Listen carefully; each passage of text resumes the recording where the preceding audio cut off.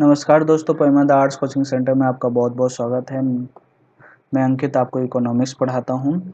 आज मैं पहले चैप्टर का पहले हम अंतिम वस्तु और द्वितीय वस्तु, मध्यवर्ती वस्तु वगैरह हम पढ़ चुके हैं।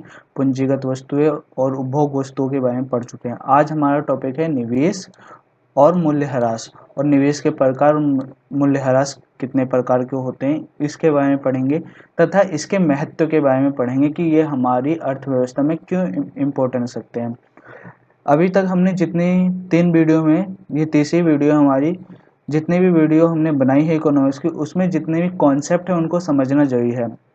अगर हम उसको नहीं ढंग से समझ पाते हैं तो वो हमारा राष्ट्रीय आय का जब हम कैलकुलेशन करने बैठेंगे तो वहाँ पे दिक्कतें उत्पन्न करेगा। तो इसलिए आप सभी क्या नाम है, सारे कॉन्सेप्ट को सही से समझें और ध्यानपूर्वक सुने मेरी बातों को, ठीक है, जो मैं बता रहा हूँ, ठीक है। तो चलिए शुरू करते हैं।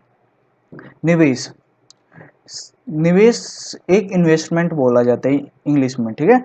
तो सिंपल से इसकी एक परिभाषा है पूंजी निर्माण की प्रक्रिया, ठीक है। अब पूंजी निर्माण क्या है इसको हम अभी समझेंगे, ठीक है। पहले परिभाषा देख लेते हैं। निवेश क्या है? पूंजी निर्माण की प्रक्रिया है। निवेश क्या है? पूंजी के स्टॉक में वृद्धि की प्रक्रिया है। निवेश क्या है? पूंजी के स्टॉक में होने वाली वृद्धि जो एक वर्ष के दौरान होती है उसको निवेश कहा जाता है, ठीक है। तो इन सब को निवेश कहा जाता है, ठीक है। अब पूंजी निर्माण क्या है? हमने अंतिम वस्तु जब पढ़ रहे थे तो अंतिम वस्तुएं जो होती हैं हमारी दो प्रकार की होती है, एक अंतिम उत्पादक वस्तुएं और अंतिम उपभोग वस्तुएं, ठीक है। तो अंतिम उत्पादक वस्तुओं में हमारी पूंजीगत वस्तु आती हैं, और जितने भी उत्पादक की स्थिर परिसंपत्तियां होती हैं वो पूंजीगत वस्तुओं में आती हैं, ठीक है। तो कैपिटल गुड्स जितने भी हैं हमारे, ठीक है। और श्रम हो गया, यानी कि लेबर्स हो गए, लैंड हो गया, ये सारी जो होती हैं हमारी पूंजी होती हैं, ठीक है। एक उत्पादक की पूंजी होती है जहां पे एक उत्पादक उन पर निवेश करता है उत्पादन, वस्तु और सेवाओं का उत्पादन करने के लिए, ठीक है। तो जब वस्तु एवं सेवाओं का उत्पादन करने के लिए उन पर पैसा खर्च करता है तो उससे क्या होता है? पूंजी निर्माण होता है। मान लीजिए एक उत्पादक के पास पूंजीगत वस्तु यानी कि स्थिर परिसंपत्तियों का स्टॉक 5 था वर्ष 2019 के दौरान, ठीक है। मगर वर्ष 2019 के अंत में उसके पास 9 पूंजीगत वस्तुओं का स्टॉक हो जाता है। तो उसके स्टॉक में पूंजी निर्माण जो हो रहा है वो 4 पूंजीगत वस्तुओं का हो रहा है। इससे ये पता चलता है कि उत्पादक ने अपनी उत्पादन क्षमता बढ़ाने के लिए क्या है, पूंजी में यानी कि अपने स्टॉक में निवेश किया है, जिससे उसके स्टॉक में वृद्धि हुई है, ठीक है। इससे ये पता चलता है। तो इसी, अब स्टॉक क्या है? पूंजी का स्टॉक। पूंजी का हम स्टॉक क्या कहते हैं? उत्पादक के पास वह एक वर्ष के दौरान कितनी वस्तुओं और सेवाओं का और कच्चे माल का, लेबर्स का और लैंड का स्टॉक है, ठीक है। पूंजी का, पूंजीगत वस्तुओं का, लेबर्स का, लेबर्स का और मशीनों का, लैंड का कितना स्टॉक है उसके पास, और वर्ष के दौरान, वर्ष की शुरुआत में और वर्ष के अंत में उसके पास वस्तु और सेवाओं का कितना स्टॉक है। तो अगर उसमें वृद्धि होती है तो हम उसको कहते हैं पूंजी के स्टॉक में वृद्धि। तो जब वृद्धि होती है यहाँ पे, जैसे कि मान लो वर्ष के 5-6 वर्ष के दौरान शुरू में, और वर्ष के अंत में 9 मशीनें हैं तो उसमें 4 मशीनों का स्टॉक में वृद्धि हो रहा है।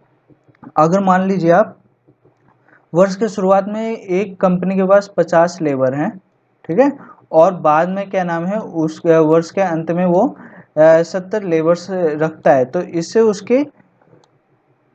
उसमें 20 लेबर्स का स्टॉक उसमें बढ़ रहा है, जिससे क्या है, उसकी उत्पादन क्षमता भी, यानी कि उस कंपनी की उत्पादन क्षमता भी बढ़ेगी। तो इसको निवेश कहते हैं। तो समझ में आ रहा है? यानी कि पूंजी के स्टॉक में जितनी वृद्धि होगी या पूंजी निर्माण जितना ज्यादा होगा एक उत्पादक का, उतना ही ज्यादा वस्तु और सेवाओं का उत्पादन होगा, और जितना ज़्यादा वस्तुओं और सेवाओं का उत्पादन होगा अर्थव्यवस्था में, उतनी ही समृद्धि और विकास का स्तर अधिक होगा, ठीक है। तो इस बात का ध्यान रखना, यानी कि जितना इन्वेस्टमेंट होगा, गवर्नमेंट आज अगर इंडिया में देखो या किसी भी इकोनॉमी में देखो तो ज़्यादा से ज़्यादा किस पे, इन्वेस्टमेंट पे ध्यान दिया जा रहा है। जितने भी गवर्नमेंट के अभी लेटेस्ट पॉलिसी आ रही हैं इकोनॉमिक्स के अंदर, वो सारी की सारी इन्वेस्टमेंट पे है। जैसे स्टार्टअप इंडिया, ठीक है, एमएसएमई हो गया, ठीक है, लोन देके इन्वेस्टमेंट करने को कहा जा रहा है लोगों को, ठीक है। तो इसके माध्यम से इन्वेस्टमेंट होगा तो उससे क्या होगा, एम्प्लॉयमेंट क्रिएट होगा और सारी चीज़ें, लोगों को रोजगार मिलेगा, लैंड लोग खरीदेंगे, ऑफिस रेंट पे लेंगे। तो इस तरीके से क्या ना पूंजी निर्माण होगा और इन्वेस्टमेंट होगा, उससे क्या है, इकोनॉमी में मनी जनरेट होगा। तो अब पूंजी क्या है, पूंजी, अब पूंजी जो है हमारी चार प्रकार की होती हैं जो उत्पादन के कारक होते हैं, ठीक है। यह उत्पादक के कारक होते हैं जो उत्पादन की प्रक्रिया में अपना इम्पोर्टेंस रोल निभाते हैं। जैसे श्रम हो गया, भूमि हो गया, पूंजी हो गया, उद्यम वृत्ति हो गया, ये हमारी पूंजी कहलाते हैं, ठीक है। और कुछ जो पूंजी होती है मानव निर्मित होती है, जिसमें मशीनें, पूंजीगत वस्तुएं हमारी शामिल हो जाती हैं। तो जितनी मानव निर्मित मशीनें होती हैं जो उत्पादन की प्रक्रिया में अपना इम्पोर्टेंस रोल निभाती हैं, ठीक है, उनको भी पूंजी में रखा जाता है, पूंजी में रखा जाता है। तो पहला लैंड, श्रम, ठीक है, किराया वगैरह जो होता है, अगर कोई इन्वेस्टर जो है किसी रूम्स को या लैंड को रेंट पे लेता है तो वो भी इन्वेस्टमेंट के रूप में देखा जाता है। और मशीनों को कितना खरीदता है वो, ठीक है। अब पूंजी का स्टॉक कितना है, अब मान लीजिए वो अभी एग्जांपल दिया 5 और 9 का, ठीक है। वर्ष के शुरू में मान लीजिए उसका स्टॉक कितना है और वर्ष के अंत में उसका स्टॉक कितना है, उसको पूंजी का स्टॉक कहते हैं। अब इसमें कच्चा माल और तैयार वस्तुओं का भी स्टॉक शामिल किया जाता है पूंजी के स्टॉक में, ठीक है। और ये जो हमारा पूंजी का जो स्टॉक होता है वो ये दर्शाता है कि उत्पादन की क्षमता दर्शाता है, उत्पादक के उत्पादन की क्षमता को दर्शाता है, जिससे ये पता चलता है कि वो कितनी वस्तु और सेवाओं का उत्पादन कर सकता है वर्ष के दौरान। मान लीजिए उसके पास 500 पूंजी का स्टॉक है, जिसमें लेबर शामिल है, लैंड शामिल है और उसकी मशीनें शामिल हैं, ठीक है। तो उससे वो क्या नाम है, 5000 वो वस्तुओं और सेवाओं का उत्पादन कर सकता है, ठीक है। मान लीजिए 5000 वस्तुओं और सेवाओं का उत्पादन कर सकता है, मगर वर्ष के अंत के दौरान उसके पास 600 पूंजी का स्टॉक हो जाता है, तो देन उसकी उत्पादन क्षमता बढ़ जाएगी, ठीक है। तो अभी मैंने आपको बताया, तो उत्पादक के पास जितना पूंजी निर्माण होगा या पूंजी का स्टॉक जितना ज़्यादा अधिक होगा, उतना ही वस्तुओं और सेवाओं का उत्पादन अधिक होगा, और जितना वस्तु और सेवाओं का उत्पादन अधिक होगा उससे क्या है, अर्थव्यवस्था में समृद्धि और विकास अधिक होगा, ठीक है।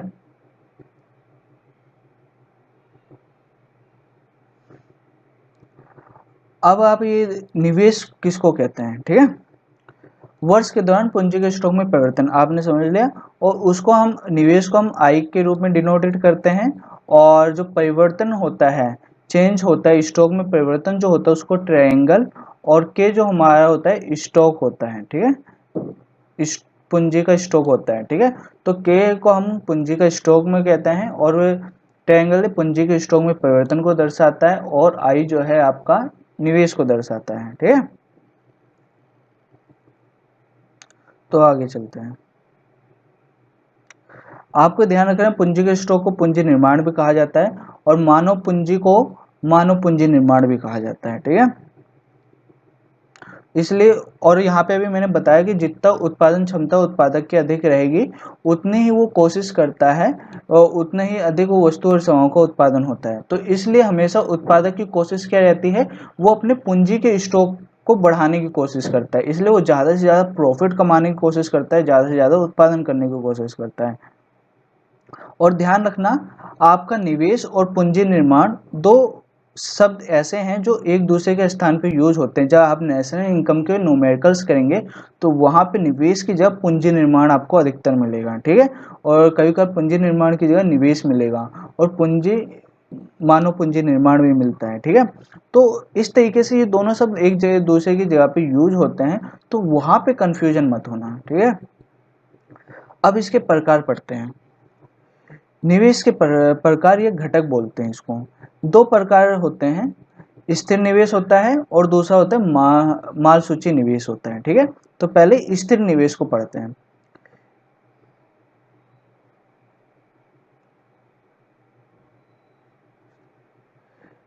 एक एक लेखा वर्ष की अवधि के दौरान, यहाँ पे लिख लेना, ये गलत हो गया।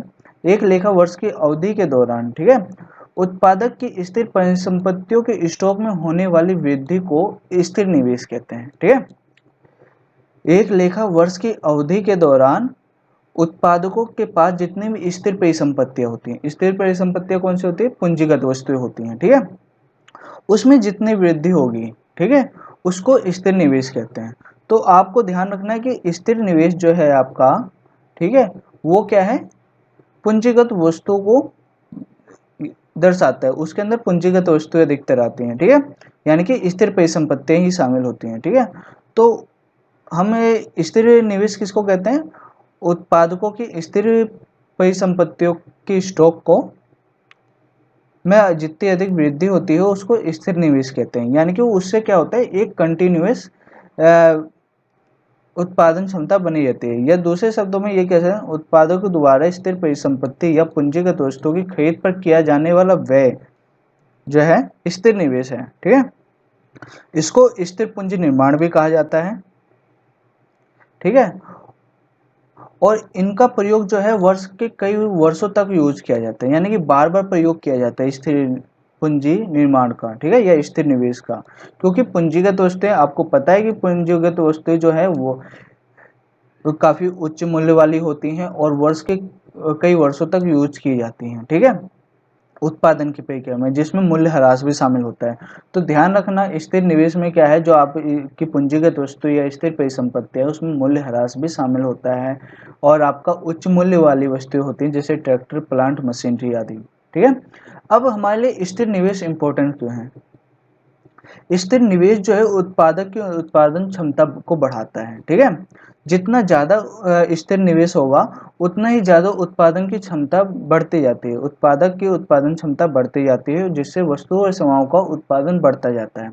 ठीक है, इससे क्या है, अर्थव्यवस्था में स्थिर निवेश एक निश्चित निवेश यानी कि स्थिर निवेश रहता है। ठीक है, जितनी ज़्यादा क्षमता बढ़ेगी उतना ही ज़्यादा क्या नाम है, प्रोडक्शन होगा, और उससे ये पता चलता है कि अर्थव्यवस्था में उतना निवेश होगा ही होगा, कंटिन्यूअस रहेगा, क्योंकि उत्पादक के पास क्या नाम है, स्थिर परिसंपत्तियां हैं। ठीक है, जो पूंजीगत वस्तु होती है, जो कई वर्षों तक यूज होती हैं। ठीक है, उत्पादन का जितना अधिक वो स्तर होगा, ठीक है, आपको पता होना चाहिए उत्पादन का स्तर जितना अधिक होगा, अभी मैंने बोला था, उतना ही स्तर विकास का अधिक होगा, और जीडीपी का भी स्तर उतना ही अधिक होगा। मैंने कहा था कि उत्पादन की उत्पादक क्षमता जो है स्टॉक पे निर्भर करती है, और स्टॉक अगर स्थिर पूंजी का स्टॉक ज्यादा होगा, ठीक है, स्थिर पूंजी का स्टॉक अगर अगर ज्यादा होगा, जो स्थिर निवेश है हमारा, तो जितना ज़्यादा होगा उतना ही उत्पादन की क्षमता अधिक होगी, और उतने ही वस्तु और सेवाओं का उत्पादन अधिक होगा, और जितना ज़्यादा वस्तु और सेवाओं का उत्पादन अधिक होगा उतना ही अधिक जो है जीडीपी और समृद्धि और विकास का जो स्तर होगा अर्थव्यवस्था में वो अधिक होगा।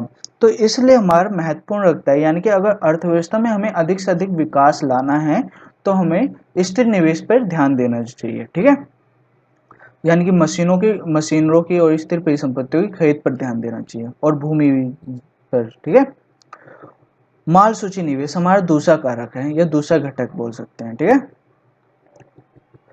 तो किसी एक समय पर उत्पादक के पास जो स्टॉक होता है, जिसमें तैयार वस्तुएं शामिल होती हैं, अर्ध तैयार वस्तुएं और कच्चा माल शामिल होता है। ठीक है, तीन वस्तुएं शामिल होती हैं, तैयार वस्तुएं, अर्ध तैयार वस्तुएं और कच्चा माल शामिल होता है, उसको माल सूची स्टॉक कहा जाता है, या माल सूची निवेश कहा जाता है। ठीक है, माल सूची निवेश बोला जाता है, माल सूची स्टॉक कहा जाता है। ठीक है, समय के साथ साथ माल सूची स्टॉक में परिवर्तन होता रहता है, जिस तरीके से स्थिर निवेश के स्टॉक में भी परिवर्तन होता रहता है, मगर एक किसी कंपनी के पास एक निश्चित स्टॉक होता है। ठीक है,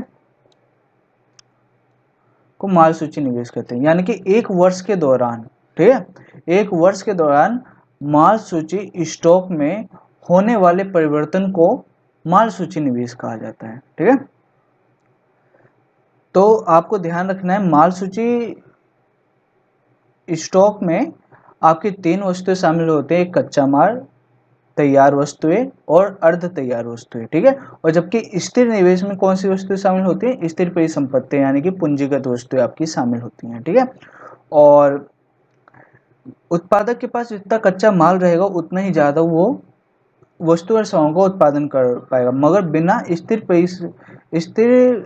परिसंपत्तियों के वो उत्पादन नहीं कर सकता, क्योंकि मशीनों से जितना उत्पादन हो सकता है उतना मानव यानी कि जो लेबर है उतनी गति से, स्पीड से उत्पादन नहीं कर सकता है। तो इसलिए एक स्थिर स्टॉक भी होना जरूरी है उत्पादक के पास। ठीक है, तो ये हमारे लिए महत्वपूर्ण क्यों है?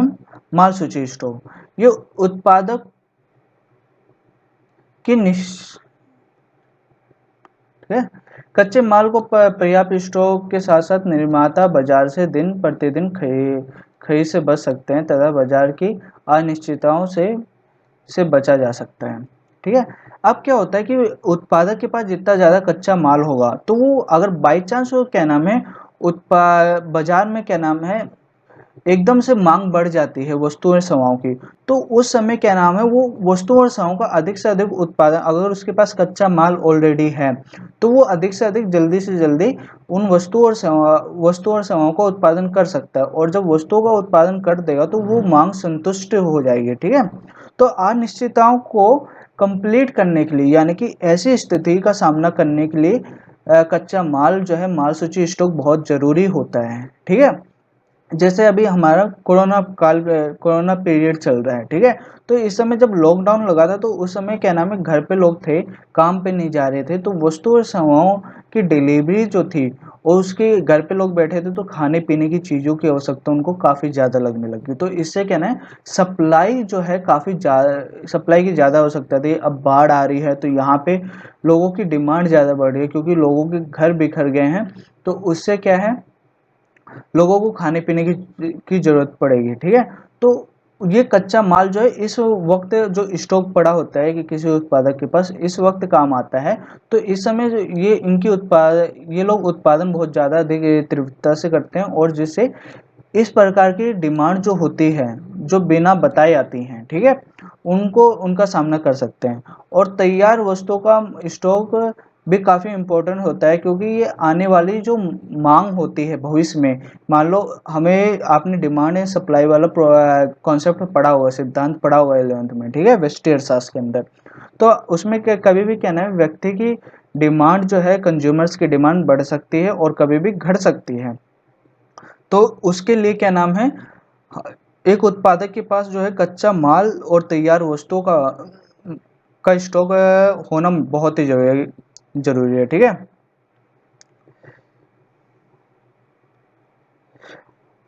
आपको एक बात का ध्यान रखना है, अब ये जो निवेश जो होता है, ठीक है, जो निवेश होता है हमारा दो प्रकार का निवेश होता है, एक सकल निवेश होता है, ठीक है, जिसको हम ग्रोस निवेश कहते हैं, और एक होता है शुद्ध निवेश।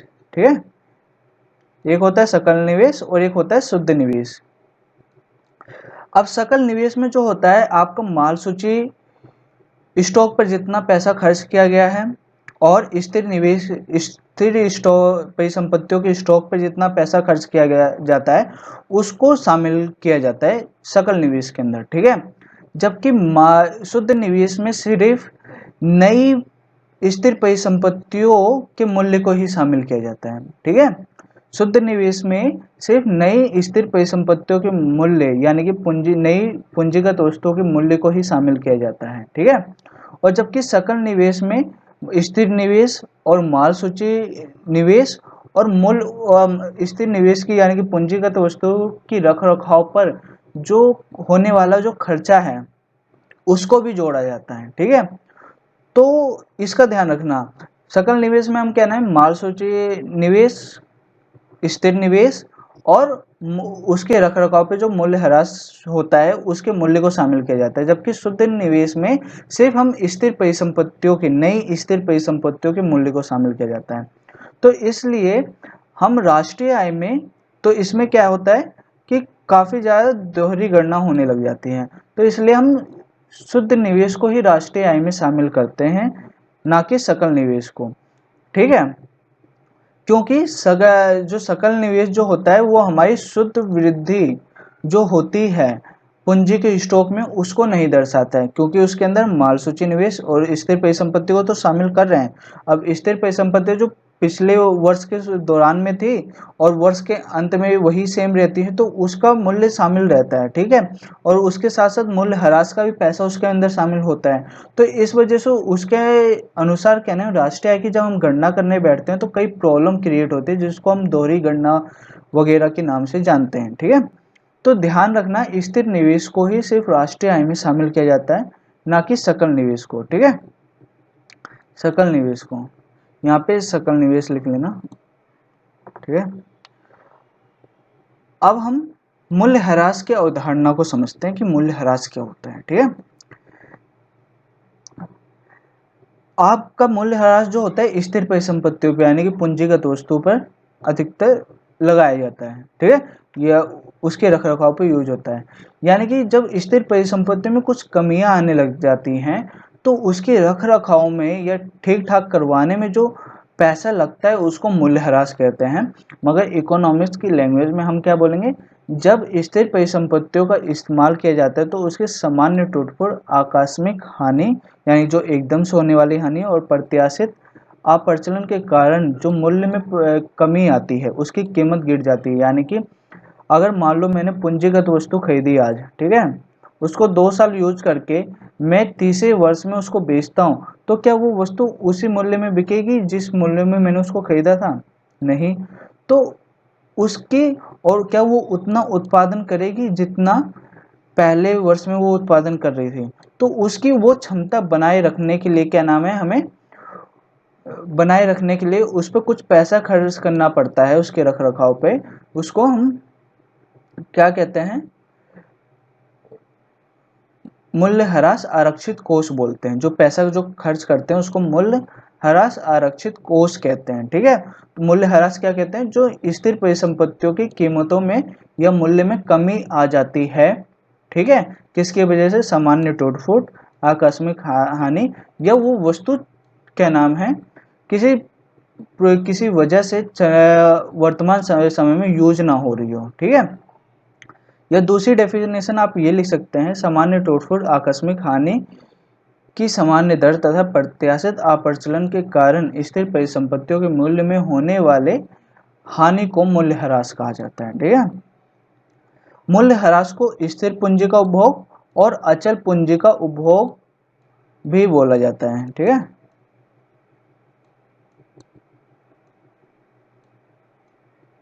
अचल पूंजी का उपभोग भी कहा जाता है, ध्यान रखना, यानी कंजप्शन ऑफ फिक्स्ड कैपिटल भी कहा जाता है। ठीक है, मूल्य ह्रास आरक्षित कोष क्या है, इसकी जरूरत क्यों पड़ती है? मैंने बताया कि पूंजीगत या स्थिर परिसंपत्तियों को पुनः स्थापित करने के लिए, ताकि वो जब वो नई वस्तु के रूप में जब खरीदी गई थी, जितना उत्पादन का स्तर वो दे रही थी, ठीक है, उतना ही उत्पादन का स्तर उसका बना रहे। जैसे मोबाइल हम खरीदते हैं, ठीक है, तो मोबाइल खरीदते हैं तो वो शुरू में जिस तरीके से चलता है, तो 1 वर्ष या 6 महीने बाद उसकी स्पीड थोड़ी स्लो होने लग जाती है या वो हैंग होने लग जाता है। तो उसकी इस प्रॉब्लम को कम करने के लिए हमें वो क्या नाम है, रिपेयर्स वाले को, फ़ोन रिपेयर वाले को दिखलाते हैं, ताकि वो दोबारा से उस तरीके से चलने लग जाए जैसे वो पहले चल रहा था। ठीक है, तो उसके ऊपर हम थोड़ा एक्स्ट्रा पैसा खर्च करते हैं उसकी बेटर परफॉर्मेंस के लिए। इसी प्रकार से उत्पादक जो है क्या नाम है, किसी भी स्थिर परिसंपत्ति जो होती है उनकी उत्पादन में जो यूज हो रही होती है, उसकी बेटर परफॉर्मेंस बनाए रखने के लिए, ताकि वस्तुओं और सेवाओं का स्तर जो है, उत्पादन का स्तर बना रहे, उसको बनाए रखने के लिए वो क्या करते हैं, उसकी बेटर परफॉर्मेंस के लिए उस पर पैसा खर्च करते हैं। ठीक है, कोष खर्च करते हैं, पैसा। ठीक है, उसको हम मूल्य ह्रास आरक्षित कोष कहते हैं। और ये प्रावधान जो है उसके वर्ष के आधार पर किया जाता है कि उस पर पैसा कितना खर्च करना है। मान लीजिए कोई वस्तु है, ठीक है, कोई मशीन मैंने खरीदी उसको 10 लाख में, ठीक है, यहाँ पे ये 10 लाख है, ये रहा, ठीक है, 10 लाख में खरीदता हूँ और उसको मुझे अगले 10 वर्ष तक उसकी बेटर परफॉर्मेंस बनाए रखना है, ठीक है। अब मैं ये अनुमान लगा के चलता हूँ मुझे अगले 10 वर्ष तक उसको यूज करना है और उतना ही ये उत्पादन दे जितना अभी शुरू में दे रही है, ठीक है। तो इसके लिए क्या नाम है, जो मूल्यह्रास आरक्षित कोष निकालने का जो तरीका है, जितने में आपने पैसा वो मशीन खरीदना है उसको डिवाइड में आप कितने वर्ष उसको रखना चाहते हो, ठीक है, उससे डिवाइड कर दो तो आपका मूल्य आरक्षित कोष जो है 1 लाख निकल आता है, ठीक है। तो ये जो 1 लाख है ये आपका मूल्य आरक्षित कोष है जो आपके क्या नाम है उस समय काम आएगा जब क्या नाम है आपकी स्थिर परिसंपत्ति में, ठीक है, आपकी स्थिर परिसंपत्ति में कोई कमी आने लग जाएगी तो उस पर पैसा खर्च करने के लिए रखा जाता है। और ये जो मूल्यह्रास आरक्षित कोष है जब मशीन खरीदी जाती है फर्म्स के द्वारा तो वो पहले से क्या नाम है उसके लिए इतना पैसा निकाल के आरक्षित कोष में डाल दिया जाता है रिजर्व फंड के अंदर, ताकि बाद में उसके लिए पैसे की जब जरूरत पड़े तो इधर उधर से कहीं से वो देखना ना पड़े कि हाँ भाई मेरे पास पैसा नहीं है तो किस तरीके से, तो वो प्रॉब्लम क्रिएट हो जाती है, ठीक है। अब जो हमारे मूल्यह्रास होता है वो हमारा जो होता है 2 से 3 कारणों की वजह। एक तो होता है सामान्य टूट फूट, यानी कि उसमें कोई प्रॉब्लम आ जाती है, टूट जाता है, कोई पार्ट खराब हो जाता है, वो है, तो उसकी कोई परिभाषा वगैरह नहीं है, तो सामान्य टूट फूट आप जानते हो। दूसरा जो है प्रत्याशित अप्रचलन, ठीक है, यानी कि जब कोई पुरानी तकनीक से वाली वस्तु चल रही होती है उसके जगह पे नई तकनीकी वाली वस्तुएं आ जाती हैं तो उसकी वजह से जो पुरानी तकनीकी वाली वस्तुएं होती हैं उनका अप्रचलन हो जाता है, उसको प्रत्याशित अप्रचलन कहते हैं, ठीक है। इसकी परिभाषा यूँ लिखेंगे, जब स्थिर परिसंपत्तियों का अप्रचलन हो जाता है तब उनके मूल्य में होने वाली हानि को प्रत्याशित अप्रचलन कहते हैं। अब जैसे कि पहले क्या नाम है 2010 और 2000 से पहले जो है 2002 तक क्या नाम है ब्लैक एंड व्हाइट टीवी हर घर में थी, मगर जब से कलर टीवी आ गई है उसके ब्लैक एंड व्हाइट टीवी का चलना बंद हो गया है, ठीक है।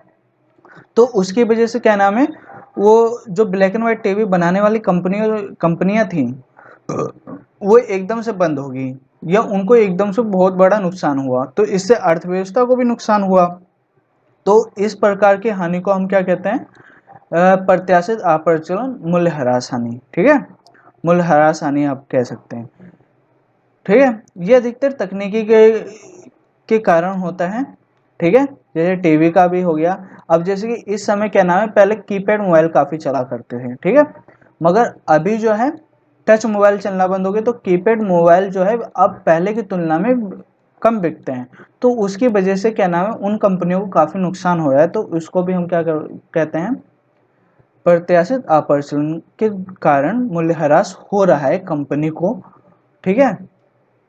और मांग में परिवर्तन के कारण, जैसे कि पहले ब्लैक एंड व्हाइट टीवी का डिमांड था मगर अब क्या हो गया कलर टीवी का डिमांड हो गया, पहले कीपैड मोबाइल का डिमांड था, अब क्या है टच मोबाइल का डिमांड है। पहले क्या नाम है लोग कुर्ता पैजामा पैंट शर्ट पहना करते थे मगर अब जींस टी शर्ट पहनने का जमाना आ गया, यानी कि लोगों की डिमांड चेंज हो गई है, तो इससे क्या है प्रत्याशित अप्रचलन प्रकार की हानि क्रिएट होती है उस क्या नाम है अर्थव्यवस्था में। जो तीसरा है हमारा अप्रत्याशित अप्रचलन है, ठीक है, ये जो होता है एक प्रकार का आपदाएं वगैरह आती हैं, जैसे कि अभी केरल में आपदा आई थी 2018 में, ठीक है, बिहार में भी आपदा आई है और कई जगह इससे पहले 2013 या 14 में 16 के आसपास क्या नाम है नेपाल और उत्तराखंड में भूकंप आया था और बादल फट गए थे, तो उसके वजह से काफ़ी हानि हुई है, ठीक है। तो उस प्रकार की हानि की वजह से क्या नाम है वस्तु और सेवाओं को क्या नाम है फ्री सप्लाई किया जाता है, तो उससे क्या नाम है कंपनियों को नुकसान होता है, गवर्नमेंट को नुकसान होता है, अर्थव्यवस्था को नुकसान होता है, ठीक है। और कई उसमें क्या है उनकी जो पुरानी जो मशीनें होती हैं जो लोगों के पास जितनी डिमांड होती है वहाँ पे उत्पादक के पास जितना स्टॉक होता है वो बिकना बंद हो जाता है, क्योंकि लोगों के पास पैसा नहीं होता। तो इस प्रकार से मूल्य में उनकी गिरावट आ जाता है उनकी वस्तुओं की, ठीक है। तो उनको सस्ते कीमतों में बेचना पड़ता है। एक हो गया आर्थिक मंदी। आर्थिक मंदी जैसे कि हमारी कोरोना पीरियड में आर्थिक मंदी आई, उससे पहले भी आर्थिक मंदी चल रही थी, तो उसके कारण से भी स्थिर परिसंपत्तियों के बाजार मूल्य में गिरावट आने लगती है, ठीक है। तो इस प्रकार से आपका मूल्य ह्रास जो है काफी वो उस यानी कि स्थिर परिसंपत्तियों के मूल्य में गिरावट आने लग जाती है, जिसकी वजह से उसके मूल्य में मूल्य ह्रास होने लगता है, यानी कि कमी होने लगती है, ठीक है। जो और वो उनको सस्ते कीमतों में बेचना पड़ता है। जो ये जो होती है हमारी जितने भी पूंजीगत वस्तु में के मूल्य में होने वाली हानि होती है, क्या नाम है, प्रत्याशित अप्रचलन के कारण, जैसे कि आपदा आ गई तब वो हानि होती है पूंजीगत वस्तुओं में, या आर्थिक मंदी के कारण की वजह से पूंजीगत वस्तु में जितने भी के मूल्य में गिरावट होती है, तो उसको हम क्या बोलते हैं, पूंजीगत हानि बोलते हैं, ठीक है। तो ये आपका आज का टॉपिक खत्म होता है, ठीक है। तो आप लोग चैनल को सब्सक्राइब कर लेना, और नेक्स्ट टॉपिक हमारा होगा स्टॉक और प्रवाह, और चक्रीय प्रवाह क्या होता है, इसको पढ़ेंगे, ठीक है।